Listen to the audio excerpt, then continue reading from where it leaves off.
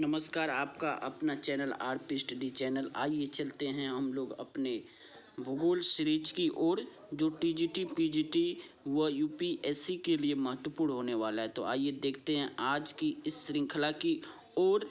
तो चलिए देखते हैं ब्रह्मांड और पृथ्वी। पिछले कक्षाओं में आपको बताया गया था ब्रह्मांड और पृथ्वी का स्थान। तो हम लोग आज बात करेंगे ब्रह्मांड में पृथ्वी का स्थान, इस एक नई वीडियो के साथ। इससे पहले आपको बताया गया। तो आइए, पिछली कक्षाओं पे हम ग्रहों से कुछ संबंधित बात करेंगे। प्रकाश वर्ष आपको बताया गया था। तो आइए देखते हैं पहले हम प्रकाश वर्ष किसे कहते हैं। तो प्रकाश वर्ष, तो वीडियो पर बने रहिए, शेयर करिए, सब्सक्राइब करिए, लाइक करिए। इससे पहले प्रकाश वर्ष, बिग बैंग थ्योरी तो चर्चा कर ली गई थी। आगे हम लोग अब चर्चा करेंगे पृथ्वी का उद्भव। प्रारंभ में पृथ्वी चट्टानी, गर्म और वीरान ग्रह थी, जिसका वायुमंडल विरल था, जो हाइड्रोजन हीलियम से बना हुआ था। यह आज की पृथ्वी के वायुमंडल में सबसे अलग था। अतः कुछ ऐसी घटनाएं एवं क्रियाएं आवश्यक हुई जिसके कारण चट्टान, वीरान व गर्म पृथ्वी एक ऐसे सुंदर ग्रह में परिवर्तित हुआ जहां बहुत से पानी तथा जीवन के अनुकूल वातावरण उपलब्ध हुए। तो ये वीडियो आज पृथ्वी के उद्भव से संबंधित रहेगा। पृथ्वी की सतह से इसके भीतर भाग अनेक मंडल हैं और हर एक भाग एक पदार्थ का अलग विशेषता है। नेक्स्ट अपन बात करते हैं हम लोग, तो इसमें होगा ब्रह्मांड में उत्पत्ति, पृथ्वी का स्थान। प्राचीन काल में ऐसा माना जाता था कि पृथ्वी ब्रह्मांड के केंद्र में है। यूनान के एक महान दार्शनिक अरस्तु का मानना था कि पृथ्वी ब्रह्मांड के केंद्र में अवस्थित है। सूर्य, चंद्रमा व अन्य सभी खगोलीय पिंड पृथ्वी के चारों ओर चक्कर लगाते हैं। टालमी ने घोषणा की कि सूर्य, चंद्रमा एवं तारे पृथ्वी का चक्कर लगाते हैं। क्रिश्चियन चर्च ने भी इस सिद्धांत को आगे बढ़ाने में अपना महत्वपूर्ण योगदान दिया। इस समय तक लोग पृथ्वी केंद्रित सिद्धांत के विरुद्ध सोचना भी पास समझते थे। उनकी मान्यता थी कि ऐसा करने पर भगवान नाराज हो जाएंगे। लेकिन समय के साथ परिस्थितियों में परिवर्तन आया और लोगों में इस सिद्धांत के विरुद्ध सोचना प्रारंभ कर दिया। सर्वप्रथम पाइथागोरस एवं पाइथागोरस ने हमें बताया कि पृथ्वी अपने स्थान पर स्थिर नहीं रहती, अपितु अपने अक्ष पर 24 घंटे चक्कर लगाती रहती है। प्रसिद्ध चिंतक ऑस्टिन ने बताया कि पृथ्वी सूर्य के चारों ओर घूमती है। 1600 में गियोर्डानो ब्रूनी का अंदाज जिंदा जला दिया गया, क्योंकि उन्होंने पृथ्वी के संदर्भ में प्राचीन मान्यता के विपरीत मत व्यक्त किया था। गैलीलियो एवं कोpernicus यह जानते हुए भी पृथ्वी सूर्य का चक्कर लगाती और यही अवधारणा सही है, चुप रहे, क्योंकि उन्हें डर था कि इस बात को बताने से हानि हो सकती है। यह एक महत्वपूर्ण परिवर्तन का क्षण था। 17 जनवरी 1610 को गैलीलियो को पुंडा विश्वविद्यालय का एक प्रमुख गणितज्ञ भी बना दिया गया था या थे। उन्होंने बताया कि टेलीस्कोप का आविष्कार किया एवं यह साबित कर दिया कि पृथ्वी अन्य दूसरे पिंडों के समान साधारण पिंड है जो सूर्य के चारों ओर घूमती है। नेक्स्ट उसकी ये पृथ्वी अनुमानित वायु, संपूर्ण धरातलीय क्षेत्रफल, भूमि क्षेत्रफल, जलीय क्षेत्रफल, औसत घनत्व, विषुवत-रेखीय व्यास, ध्रुवीय व्यास, सूर्य से दूरी। सूर्य से पृथ्वी तक प्रकाश पहुंचने में लगभग समय 8 मिनट 16 सेकंड या 18 सेकंड लगता है। चंद्रमा से दूरी, समुद्र तल से पृथ्वी की सर्वाधिक ऊंचाई, समुद्र तल से सागर की सर्वाधिक ऊंचाई, ये एक सारणियन दिया गया था। इसमें आइए देखते हैं हम लोग मेन मुख्य बिंदु पर बात करते हैं। पृथ्वी का भूगर्भिक इतिहास, जैसा कि आगे आपने देखा, अब आप देखते हैं पृथ्वी पर भूगर्भिक इतिहास। पृथ्वी की आयु 45 मिलियन वर्ष मानी गई। पृथ्वी की आयु का निर्धारण अध्ययन भूकालक्रम विज्ञान, जियोमॉर्फोलॉजी में किया जाता है।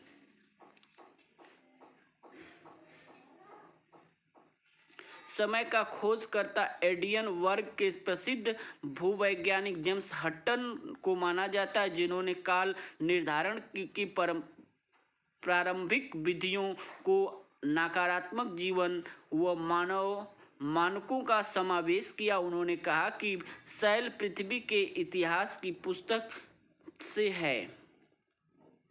विभिन्न साक्ष्यों तथा जीवाश्मों के आधार पर पृथ्वी के इतिहास का व्यवस्थित क्रम निर्धारित किया गया, जिसे मानक भूगर्भिक समय मापनी कहा जाता है। मानव भूगर्भिक समय मापनी के समसाम विधियों व सोपानों के अनुसार बड़े से छोटे क्रम के अनुसार कल्प, महाकल्प, काय तथा युग के रूप में प्रदर्शित किया गया। दूसरी बिंदु पर बात करते हैं तो ये संपूर्ण समय मापनी को दो कल्पों या कैप्टीजोइक तथा फेनरोजोइक तथा में विभक्त किया गया। भूगर्भिक इतिहास तथा 87% भाग क्रेप्टिकजोइन कल्प में सम्मिलित किया गया, जिसके बारे में अधिक प्रामाणिक जानकारी नहीं मिलती है। शेष समय अवधि, जिसे फेनरोजोइक कल्प कहा गया, में अधिकतम जानकारी मिलती है। फेनरोजोइक कल्प को 3 महाकल्पों में पुनर्जीवित, मध्यजीवित तथा नवजीवित में विभक्त किया गया। पुनर्जीवित महाकल्प को 6 कालों में विभाजन किया गया। ये काल क्रमशः कैम्ब्रियन, ऑर्डोविशियन, सिलुरियन तथा डेवोनियन, कार्बोनेफेरस तथा पर्मियन हैं।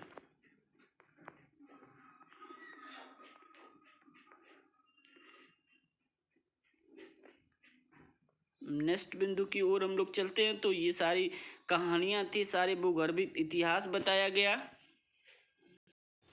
मध्य न्यूटन युग में आल्प्स तथा हिमालय का निर्माण पूर्ण हुआ। मानव के पूर्व हेमोरेटेक्स का आगमन मध्य अफ्रीका में प्रारंभ हो गया।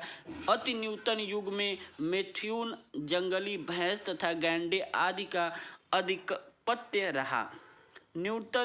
अत्यंत न्यूटन युग में महान हिमयुग आया, जिसे होमोसेपियन मानव का आगमन हुआ। उत्तरी अमेरिका की महान झीलों का निर्माण भी प्लेटोसीनियन युग के उपरांत हुआ। पृथ्वी के आंतरिक संरचना की अगर बात करें हम लोग तो इसमें देखेंगे कि पृथ्वी की आंतरिक संरचना के विषय में हमारी अधिकतम जानकारी परोक्ष रूप से प्राप्त अनुमानों पर आधारित थी, तथापि इस जानकारी के कुछ भाग प्रत्यक्ष गौण रूप माने जाते थे। विश्लेषण के आधार पर इन्हें वर्गीकृत भी किया गया। पृथ्वी की आंतरिक संरचना के बारे में सर्वप्रथम जानकारी भूकंपी तरंगों की प्राकृतिक एवं जलवायुमुखी क्रियाओं से निस्तृप्त पदार्थों द्वारा प्राप्त होती है। पृथ्वी मेन बिंदु पे अपन बात करते हैं, जो है कि पृथ्वी की उत्पत्ति से संबंधित सिद्धांत एक घनत्व, दबाव तथा तापमान के द्वारा प्रभावित आंतरिक संरचना के बारे में जानकारी प्राप्त होती है। पृथ्वी का सामान्य घनत्व 5.5 है, लेकिन ऊपरी परत 3 से 3.5 तथा पृथ्वी के आंतरिक घनत्व की बात करें तो 11 है, जो कि जिसमें द्वारा यह अनुमान लगाया गया कि बाहरी परत हल्के पदार्थों तथा आंतरिक भाग भारी पदार्थों लोहा निकेल द्वारा निर्मित है। दूसरी बिंदु पर अगर बात करें तो घनत्व की ऊपरी भाग में अंतरतम की ओर बढ़ने का प्रमुख कारण विधियों पदार्थ का अंतर, लेकिन ऊपरी पदार्थों के दबाव द्वारा ही घनत्व के ऊपर नीचे की ओर बढ़ता जाता है। पृथ्वी के ऊपरी भाग से नीचे की ओर जाने पर सामान्यतः तापमान बढ़ता जाता है, जिसका सामान्य दर से प्रति 32 मीटर की गहराई तथा 1 डिग्री सेल्सियस की वृद्धि हो जाती है, अर्थात प्रति 100 मीटर पर 2 से 3 डिग्री से तापमान बढ़ जाता है।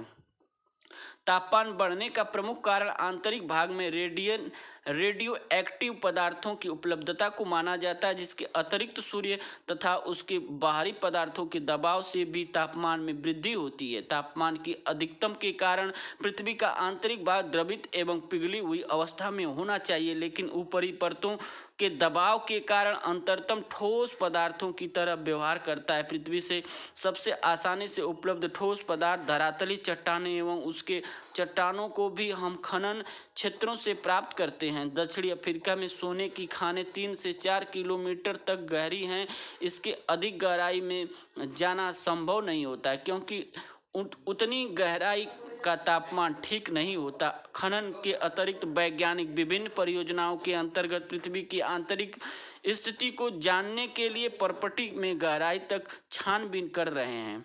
संसार भर में वैज्ञानिकों 2 प्रमुख परियोजनाओं पर काम कर रहे हैं। ये गहरे समुद्र में प्रशोधन परियोजना तथा समन्वित महासागरों में या महासागरीय प्रवेधन परियोजना के नाम से जाने जाने लगा।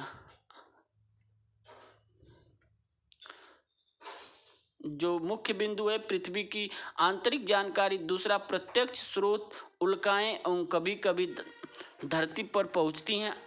हालांकि हमें यह भी ध्यान रखना चाहिए कि उल्काओं के विश्लेषण के उपलब्ध पदार्थ पृथ्वी के आंतरिक भाग से प्राप्त होते हैं, परंतु उल्का से प्राप्त होने वाले संरचना मिली जुली होती है। ये उल्काएं वैसे ही पदार्थ से बने ठोस पिंड हैं जिससे हमारा ग्रह पृथ्वी बना हुआ। अतः पृथ्वी की आंतरिक जानकारी के लिए उल्का का अध्ययन एवं उनकी महत्वपूर्ण स्रोतों को जानना अति आवश्यक हो जाता है। अतः प्रत्यक्ष स्रोतों से गुरुत्वाकर्षण, चुंबकीय क्षेत्र, भूकंपी संबंधित क्रियाएं शामिल हो जाती हैं। तो आइए अब हम लोग जानते हैं भूकंप क्या है। भूकंप को जानने और पढ़ने के लिए तैयार हैं हम। आइए देखते हैं स्लाइड के माध्यम से भूकंप क्या है।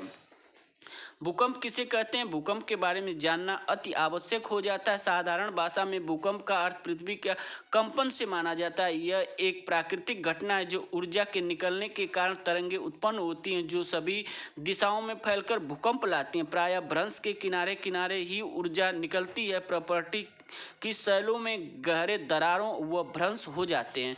भ्रंश के दोनों तरफ शैलें विपरीत दिशा में गति करती हैं। जहां ऊपर के शैल खंड दबाव डालते हैं उनके आपस में संघर्षण व परस्पर बंधे रहते हैं। फिर भी अलग होने के प्रवृत्ति के कारण एक समय घर्षण का प्रभाव कम हो जाता है जिसके परिणाम स्वरूप शैल खंड विकृत होकर अचानक एक दूसरे के विपरीत दिशा में सरण कर जाते हैं। इससे परिणाम स्वरूप ऊर्जा निकलती है और ऊर्जा तरंगें सभी दिशाओं में गतिमान हो जाती है।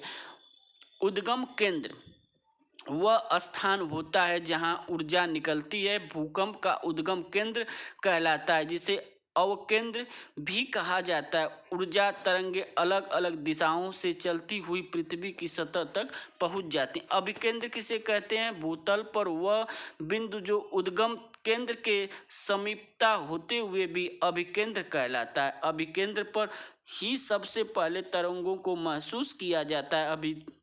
अभिकेंद्र उद्गम केंद्र ठीक ऊपर 90 डिग्री के कोण पर होता है। तो आज की वीडियो कैसी लगी? धन्यवाद। शेयर करिए, सब्सक्राइब करिए, लाइक करिए। धन्यवाद।